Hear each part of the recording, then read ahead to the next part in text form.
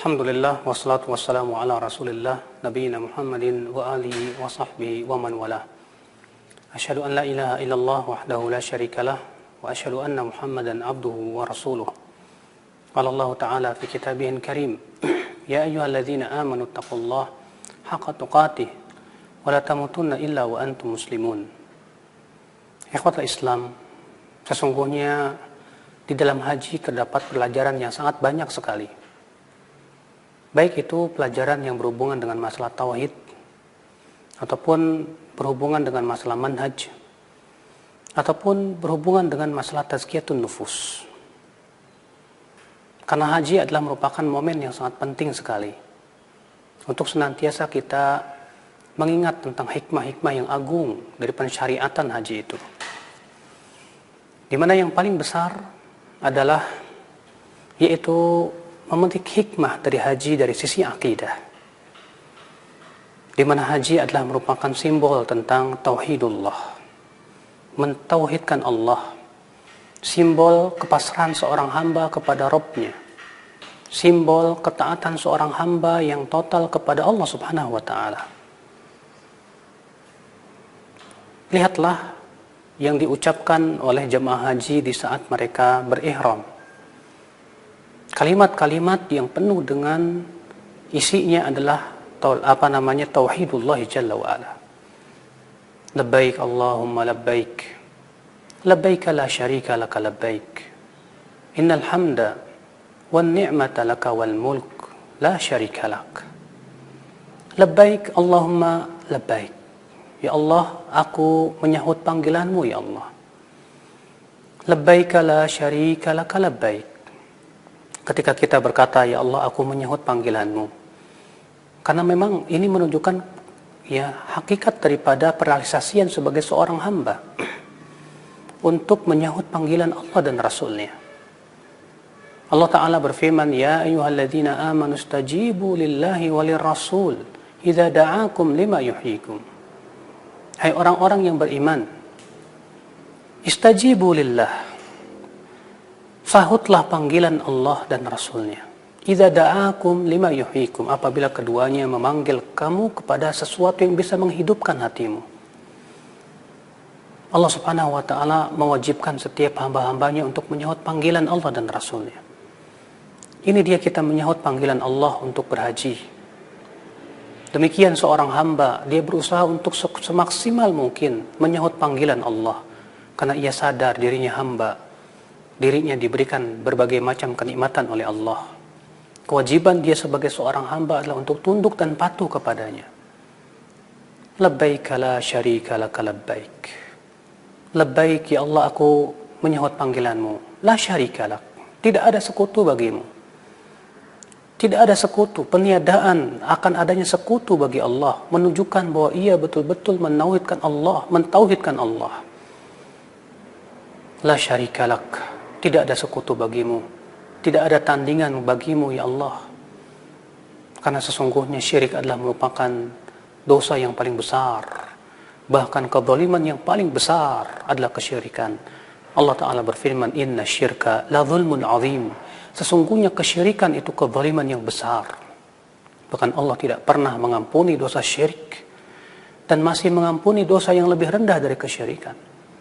Allah berfirman, inna Allah la yaghfiru an yushraka bih wa yaghfiru ma duna dzalika liman yasha.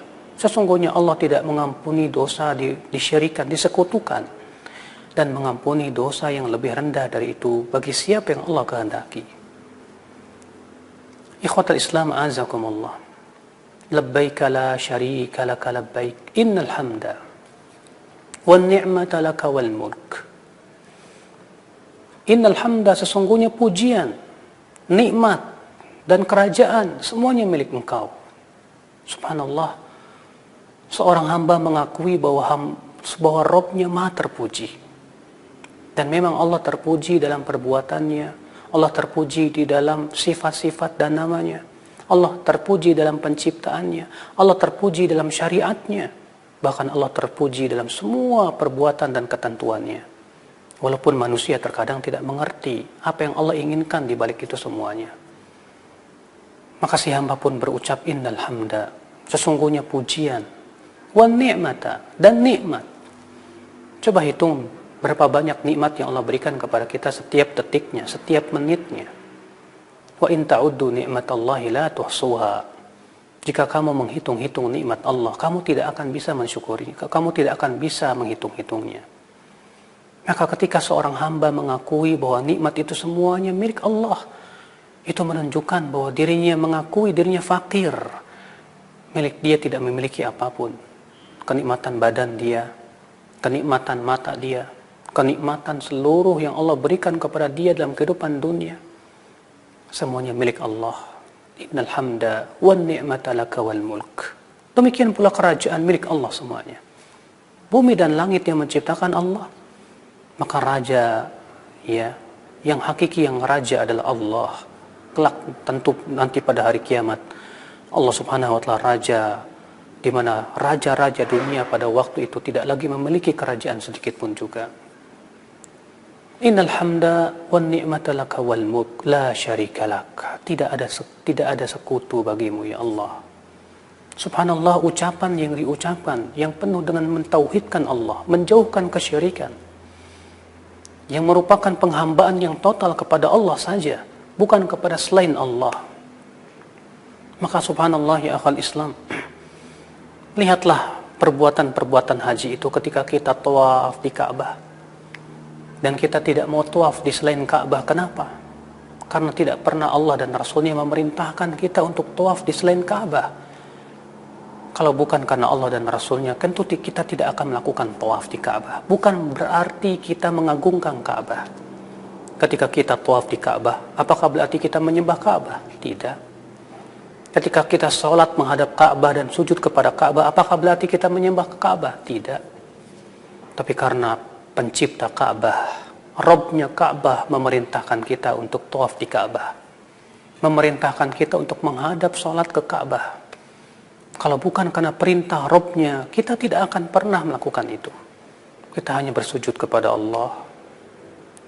Sebagian orang menganggap ketika kita tawaf di Ka'bah, kita seakan-akan telah mengagungkan dan menyembah Ka'bah. Ini sebuah pemahaman yang tentu sangat-sangat aneh sekali. Sebab kita tawaf di Ka'bah itu karena perintah pencipta Ka'bah. Bukankah Allah berfirman dalam surat Al-Baqarah, wal yatawafu bil baitil atiq, dan hendaklah mereka tawaf di Baitul Atiq, yaitu Ka'bah. Allah yang memerintahkan. Oleh karena itulah Umar bin Khattab radhiyallahu anhu arba, ketika beliau mencium Hajar Aswad, apa kata Umar? Inni la a'lam, aku ini tahu, annaki hajarun, bahwa kamu itu hanyalah batu.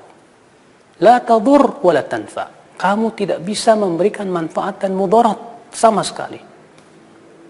Walaula anni ra'aitu Rasulullah sallallahu alaihi wasallam qabbaltuk ma qabbaltuk. Kalau bukan karena aku melihat Rasulullah sallallahu alaihi wasallam mencium kamu, aku tidak akan mencium kamu, kata Umar. Subhanallah. Ini semua kita lakukan karena sebagai ketaatan kita kepada Allah dan Rasulnya. Karena Allah yang memerintahkan kita. Ketika kita tawaf di Ka'bah, kita memperbanyak zikir kepada Allah. Melaksanakan perintah Allah Rabbul Izzati wal Jalalah. Mentauhidkan Allah, mengesahkan Allah, menjauhkan kesyirikan-kesyirikan. Sehingga pada waktu itu akhal Islam, jadilah ia seorang hamba yang betul-betul tunduk dan patuh dan taslim kepada Allah Subhanahu wa ta'ala. Ikhwatul Islam azakumullah. Lihatlah bagaimana ketundukan yang total yang dilakukan oleh para jemaah haji itu. Ketika mereka harus wukuf di Arafah di bawah terik matahari yang menyengat. Kemudian mereka pun harus pergi ke Mina melempar jamrah dengan 7 batu kerikil yang mungkin kita tidak mengerti. Kenapa harus 7? Kenapa harus melempar dengan batu? Ada apa hikmah di balik itu? Terkadang kita tidak mengerti. Tapi kita harus taslim. Kita harus tunduk yang patuh kepada Allah. Itu merupakan konsekuensi dari tauhidullah jalla wa ala. Dan seorang hamba tidak akan sempurna keimanannya, akhi, kecuali apabila ia betul-betul mempunyai jiwa taslim yang sempurna. Allah berfirman, "Fala wa rabbik la yu'minuna hatta yuhaqqimuka fima syajara bainahum." thumma la yajidu fi anfusihim harajan mimma qadaita wa yusallimu taslima. Tidak demi Rabbmu, mereka tidak beriman. Sampai kapan? Sampai mereka menjadikan kamu sebagai hakim. Sampai mereka menjadikan kamu sebagai hakim dalam perkara yang mereka perselisihkan. Kemudian mereka tidak mendapatkan dalam diri mereka rasa berat untuk menerima keputusanmu. Lalu mereka pun taslim dengan sebenar-benarnya taslim. Itulah hamba. Dia taslim. Walaupun dia tidak mengerti apa hikmah dibalik daripada ibadah. Tapi ia tahu ini perintah Allah. Baik ia tahu hikmahnya maupun ia tidak tahu. Ia tetap lakukan dengan penuh keikhlasan. Mengharapkan wajah Allah semata. Betapa indahnya haji itu. Betapa ia adalah simbol keikhlasan. Betapa ia adalah simbol tauhidullah jalla wa'ala. Simbol taslim yang sempurna. Seorang hamba kepada Rabbnya. Maka ya akhi, kita berusaha untuk memetik hikmah yang agung ini. Untuk menjadi hamba yang sempurna dengan mentauhidkan Allah jalla jalaluh. Semoga yang sedikit ini memberikan manfaat kepada kita. Dan banyak lagi hikmah-hikmah lain yang bisa kita petik dari pelajaran haji ini. Ini saja, subhanakallah bihamdik. Asyhadu an la ilaha illa ant. Astaghfiruka wa atubu ilaik. Wassalamualaikum warahmatullahi wabarakatuh. Roja TV, saluran tilawah Al-Quran dan kajian Islam.